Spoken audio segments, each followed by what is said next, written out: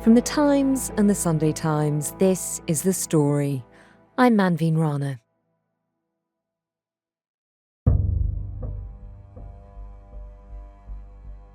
Shells have been landing near civilians all day.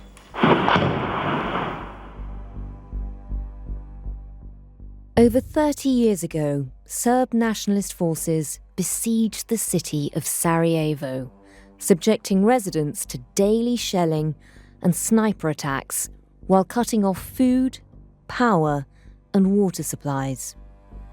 The human cost, as always here, is considerable. The siege went on for over 1,000 days and claimed over 10,000 lives. The shooting isn't always this accurate, but the place is attacked nearly every day. The siege was part of a campaign that was later recognised as a genocide. But even at the time, disturbing rumours had started to circulate that the horrors of Sarajevo had crossed over from warfare into a macabre form of sport, that tourists had paid to visit the city and to attack innocent civilians.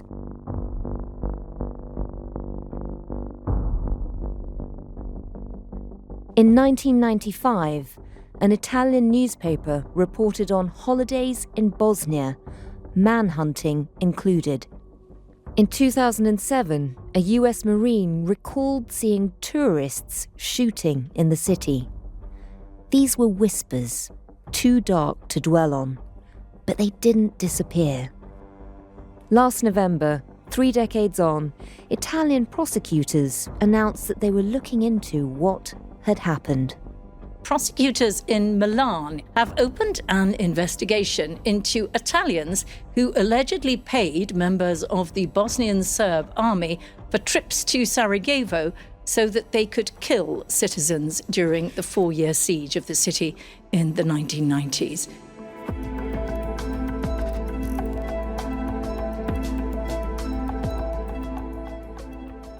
And now, an eyewitness to the so-called Sarajevo human safari has decided to share his story with the Times. I am of clear consciousness and I am ready to stand up in front of God and everyone and say it all.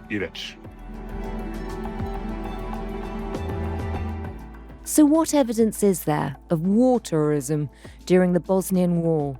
And will anyone face justice?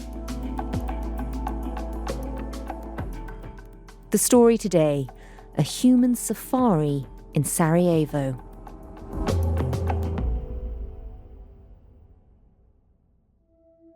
Well, the story got going again last November when an Italian journalist, Ezio Gavazzini, announced that he was investigating the so-called Sarajevo safari.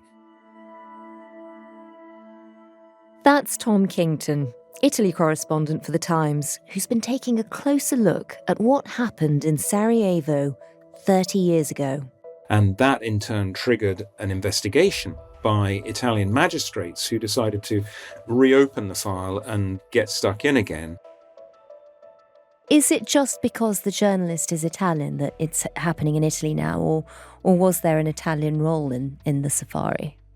Well, very much so, insofar as some of those wealthy foreigners who were meant to have travelled to Sarajevo to pay to shoot at human beings in a kind of human safari were apparently from Italy.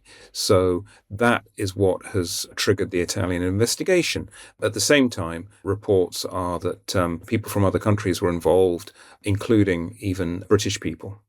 I mean, it is a remarkable story, and I think, nobody hears about the idea of a human safari without thinking this is some dystopian film script.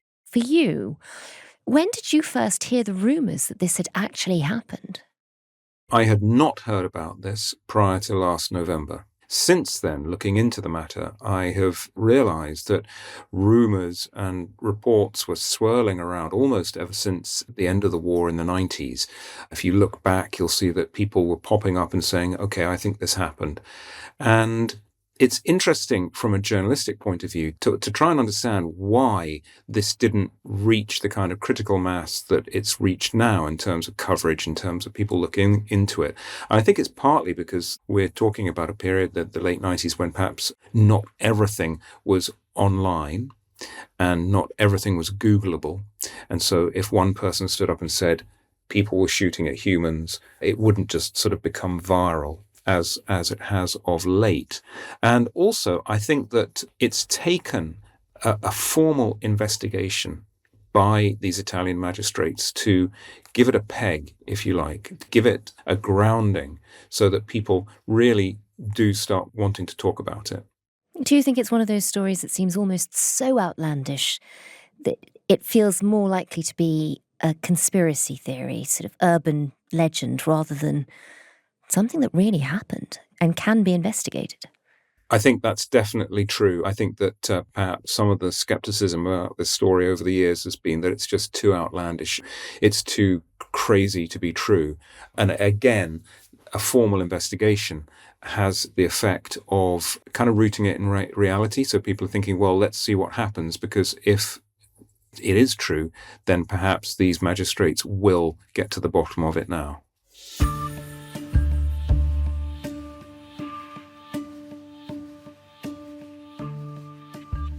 So, Tom, before we get into the events of the human safari, I suppose we ought to sort of just paint a picture of the backdrop of what was happening when it took place. So, take us back to the early 1990s in a patch that is now Bosnia and Herzegovina.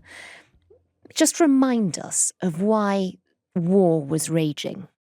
So this is a period just after the end of the Soviet Union, the collapse of communism, and the breakup of Yugoslavia, which had been a patchwork of different regions, different territories, different ethnic groups. And this is a country which today has been split into various states: Serbia, Bosnia, Croatia, and so on. At the time, you had a number of sort of sleeping conflicts coming back to life, resentments, historical rows between ethnic groups, which boiled up into the Balkan Wars that raged throughout the early 90s. With Sarajevo at the heart of it, the city in Bosnia, which was home to various communities which took up arms against each other, culminating in the 4-year siege of the city by Bosnian Serb forces who had trapped in the city Muslim Bosniak communities.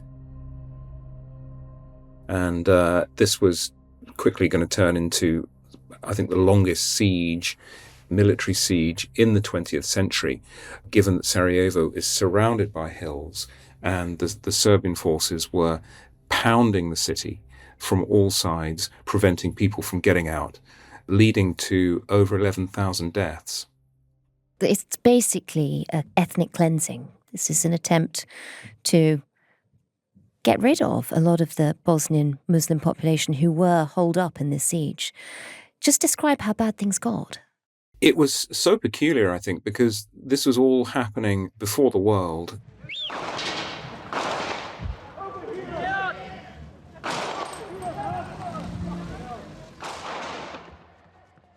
Lots of footage, lots of TV images, yet nothing could be done to lift the siege. So the whole world was watching as people lived this strange sort of half-life where they had to hide from the snipers and the artillery units bombing them from up on high.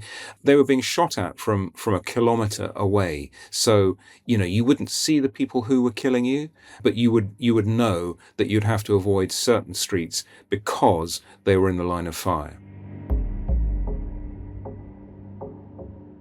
It was like sort of being shot at and starving to death, but in a fishbowl. Have you spoken to people who were there? Well, the man at the centre of my story was there, the man I met a few days ago in a cafe in Bosnia. That's Aleksandar Lichinin. Okay, so you gotta speak it to the mic. And he, at the time, in the early 90s, was a member of the Bosnian Serb community working for the city's transport authority. And his first sort of brush with the hostilities was when he was interned by Bosniaks. I was there for 2 days, then I ran away.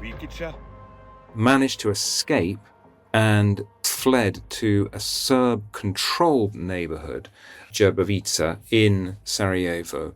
And from there, he decided that he was going to enlist with the regular Bosnian Serb forces. So he joined a tank unit and basically took part in the siege at that point.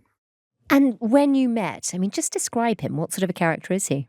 He chain-smoked throughout our interview. And he didn't smile much. He looked like a guy who'd lived through quite a lot. Yeah. I know that after the war, he became a kind of woodsman by trade and has moved around a bit in the Balkans. He's married to a woman who has epilepsy, so he spends quite a lot of time caring for her. Kind of world-weary, I think, would be a way to describe him, but he was keen to speak.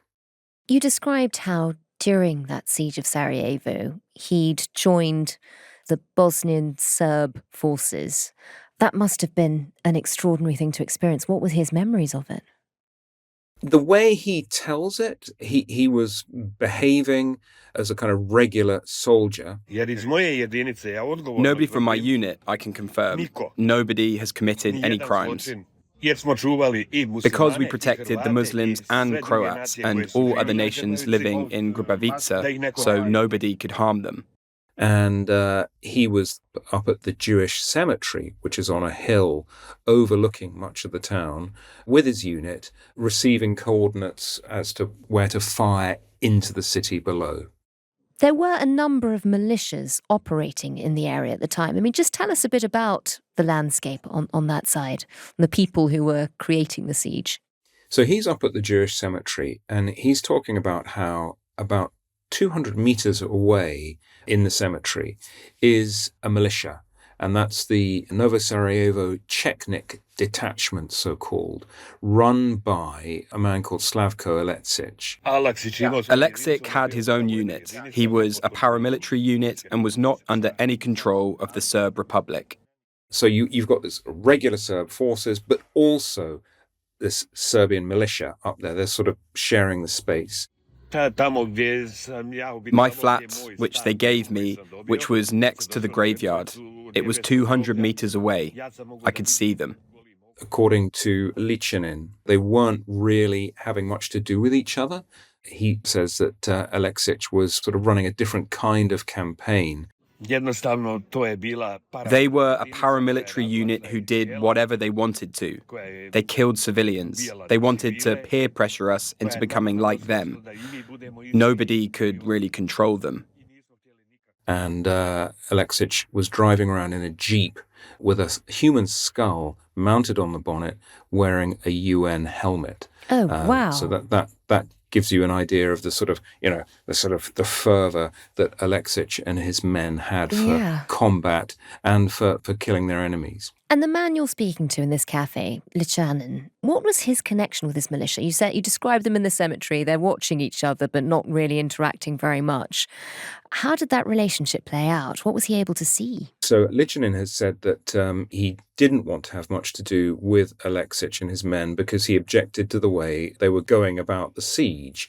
So the militia's snipers, he says, were taking out women and children. They shot civilians, children, women, the elderly. They even shot people going to fill up canisters with water. Whereas his tank unit, they were just getting the coordinates fed to them, he says, by their commanders, and therefore not in some kind of sadistic way picking out women and children who were scurrying around way down below in the streets of Sarajevo. He talks about how when they would be sitting in cafes and Aleksic's men came in, they would kind of clear out. They didn't want to socialize with them. So they're trying to keep a safe distance. They don't approve of the way they're carrying out the siege. And then something rather odd happens. Some outsiders start arriving. Tell us about that. Lichinin says that he first saw foreigners, and he lists them as... I don't want to lie. Italian, English, I even think there were Germans. Coming in from about 93 or 94. Not just men, but women as well. And taking up position in the sniper nests up there in the Jewish cemetery. What he did notice is that the foreigners coming in were expensively dressed. Well, you could see it by the way they dressed. All of us, we all knew each other. He remembers that they had very pricey-looking leather jackets on. And they would get up there and they would be helped by Aleksic's militia to get into position and get a clear shot at targets below. Terrible things happen in war. This feels very unusual. What did they make of it? The people in the Serb forces watching this happening, what did they think was going on? Well, I think they pretty quickly understood that these people were paying to be there. So they weren't volunteers. They were handing over cash to be there. Wealthy tourists coming in, probably hunters who were used to shooting animals, upping their game. And I think that fueled the distaste amongst people like Lichinin who are watching this. They did it just because they had the power to do it. Sadism. They had sick minds. How did the tourists even get there? Was it quite easy to travel around the area at the time? Reports in Italy have it that people would gather in Trieste, a town in northeastern Italy, before coming down to Sarajevo. Now, the Croatian journalist, Getty, has said that he believes that they would possibly fly in by helicopter from Belgrade, or travel to Sarajevo by truck from Belgrade, or even by bus with Serbian volunteers. That was a bus service which left Belgrade on Thursday nights and returned on Sunday. The return fare, he thinks, was around £800 for that leg of the journey. Though I think the overall price, according to reports that have come out in Italy, was much, much higher, as high as £80,000, £90,000. Wow. So allegedly, these rich tourists from places like Italy and Britain were paying a huge sum of money to a militia which is already behaving in a way that's being questioned by many of the people around them. They're paying that money to that militia in order to go for effectively a human weekend shooting party. Yes, and it's interesting to note what Lichinin said about Aleksa, because I asked him what kind of man was he, and he said he was a psychopath. You could just see by looking at him, by looking in his eyes. It's remarkable. And when these tourists were there with him, was staying with his militia, I mean, what were conditions like? Where would they stay? He says they stayed in a compound close to the cemetery. They wouldn't necessarily shoot from the cemetery. They were able, apparently, to pay a bit more and get taken into the top floors of tower blocks, which perhaps gave a different view. And they reportedly would pay more. There was a kind of price list. They would pay more for the privilege of killing children or pregnant women.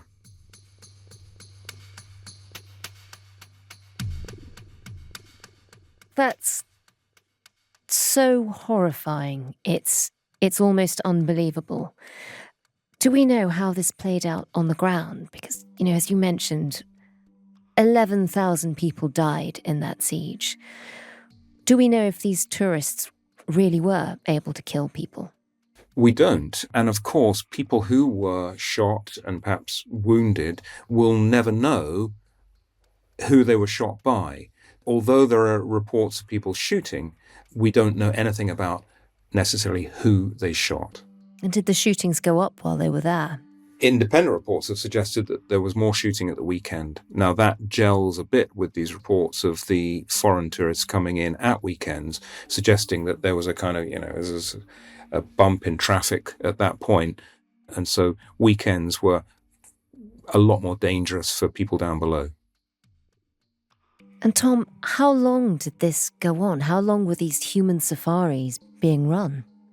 I can only go on what Lichinin told me, and he said that It was going on right up until the Dayton Agreement, which put an end to the hostilities in November of 95. Tom, you'd heard about this story before. What did you learn from your meeting with Litchinen that you hadn't come across before? How the snipers would behave after the shooting. I said to him, how did they pass the time of an evening after a day's shooting? Well, they came to Grubavica with them, to the coffee shops, and they were laughing, singing, having a good time. A lot of food being consumed, a lot of alcohol being consumed. I said, like what? And he said, oh, cognac, whiskey, brandy, you name it.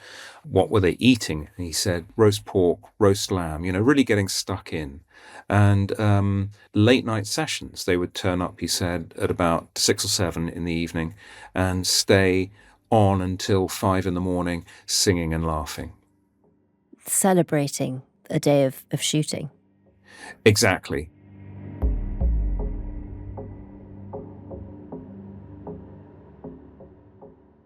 Obviously, a lot has changed in the Balkans since the war. 30 years on, it's a very different place. It's been carved up into different countries. And yet a lot of the people who are now in charge lived through that period. Is it true that somebody associated with some of these militias was, in fact, Aleksandar Vučić, the man who is currently president of Serbia? Well, Litchinen said yes. As a young man, Aleksandar Vučić was present and working as an interpreter for the foreigners who were coming in. So he was sort of stationed with the militia. Vučić was very young at the time. How important was he to Aleksić at the time? If we talk about the fact that he was a volunteer from Serbia, he was the right-hand man. And would also then be at the cafe where the foreigners were partying after their shooting events. Additionally, the Croatian journalist Marjetic, he has produced typewritten documents which he says show Aleksić giving permission to Vučić to escort foreigners through Bosnia to get to Sarajevo. So allegedly, the current president of Serbia was not only a part of that siege of Sarajevo, was not only associated with a militia that was killing a lot of children and women, but was actually escorting the foreigners. What does he say about those claims? Vučić has very vociferously denied this. He has said that he may have been there at a certain point, but he was working as a journalist covering the war and was in no way part of the militia. And it's worth quoting the rebuttal that was given to me by a spokesperson for Vučić, who dismissed the claims as being malicious disinformation purpose-built to erode the institutional credibility of the Republic of Serbia and its president. So really making no bones about it. And it's worth mentioning also that before he died, Aleksić, the militia leader, denied that Vučić was involved. Really? You mentioned just then that Aleksić, the paramilitary leader who we think was hosting these foreign sniper tourists, is now dead. What exactly happened to him? Was he ever held to account? He died in December at the age of 69 and had not been prosecuted and was still, I think, commanding quite a bit of loyalty from former colleagues in his militia.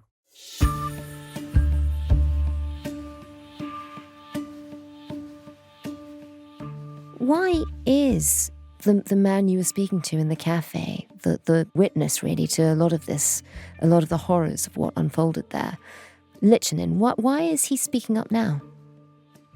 Quite simply because the Italian magistrates are looking into it. So he said, I want the truth to come out, and I've been waiting for a proper investigation to start. I was waiting for the opportunity for the processes to start in Milan, for a real court to look at the case, so that people find out the truth and put an end to the story. He said, I look forward to having the chance to be questioned by the magistrates, and I will tell them everything I know. Tell us about that Italian investigation. What can we expect from it? They've already interviewed one man, which is interesting. He's not what you would imagine a wealthy hunter to be like. He's an 80-year-old truck driver and gun collector from Pordenone in northern Italy. Now, he apparently in the past has boasted about being involved in the human safari. And I think that is why people were in touch with the magistrate saying, you need to talk to this man. He was questioned recently, denied involvement. But I've been told that there are 3 other names that they are due to investigate. This goes back to what I was saying about how this has not just come out of the blue now. There have been people who have been talking about this for a while. And in recent days, a man named Zlatko Miletic, who was a former police official in Sarajevo, has come out saying, yes, there were women amongst the foreign snipers. He said that he remembers a woman from Romania who he believes killed more than 10 people. So lots of voices beginning to come out. Is there a chance now with this Italian investigation that some people who were there, some people who paid to go and shoot at innocent people as they were going about trying to survive, is there a chance that they will now be held to account? Italian magistrates can be quite dogged, and when they get the bit between the teeth, they don't give up.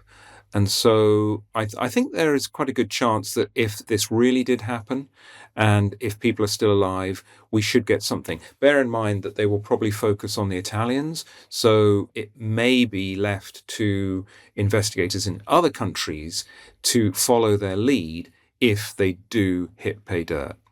And that includes Britain. It does, and it's a different system in England, so you don't have investigative magistrates.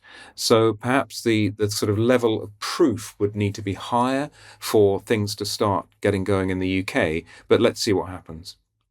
And Tom, for the man you met, who was there, who saw this play out, what does he say should happen now? What is he hoping this investigation will achieve?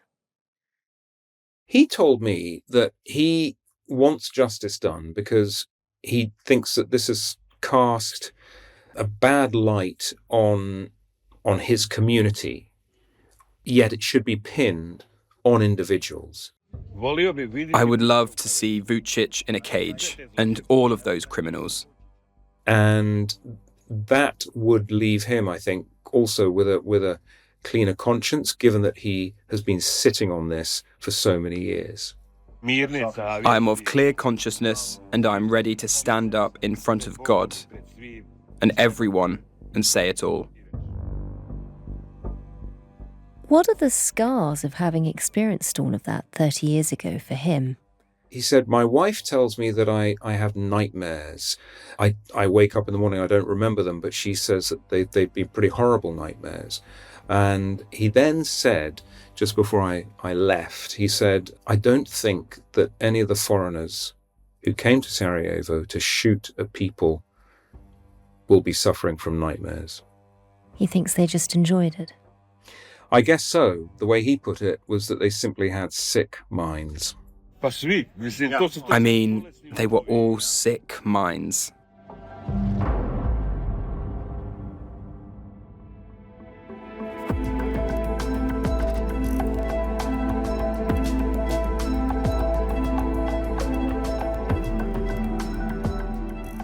That was Tom Kington, Italy correspondent at The Times, and you also heard from Alexander Lichinen, a veteran of the Bosnian Serb forces.